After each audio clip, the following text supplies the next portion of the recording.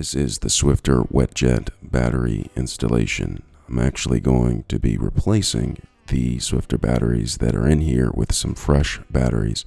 So I'm going to go ahead and eject the battery cartridge. Now, as you can see, the battery cartridge is tucked in there, and there is an arrow pointing at which direction you should slide the cartridge out, just like that. Just took my finger, pressed it, and slid it out, and we have the battery cartridge.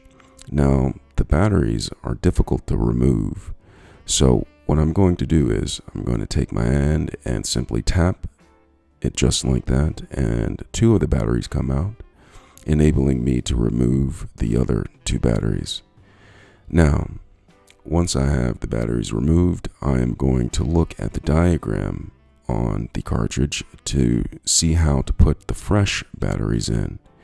Now, I put the fresh batteries in with the nudge side going to the left according to that part of the diagram, and at the top right here it shows that the nub side is pointing to the right. That's the positive terminal, and I'm going to put them in exactly like the diagram is showing me.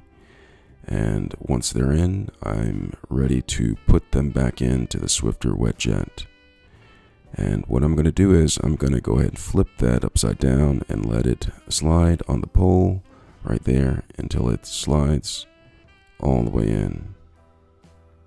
Now, once it's in, make sure that it's flush at the top and you're ready to start Swiftering your floor again. I hope this video was helpful. Thanks a lot for watching.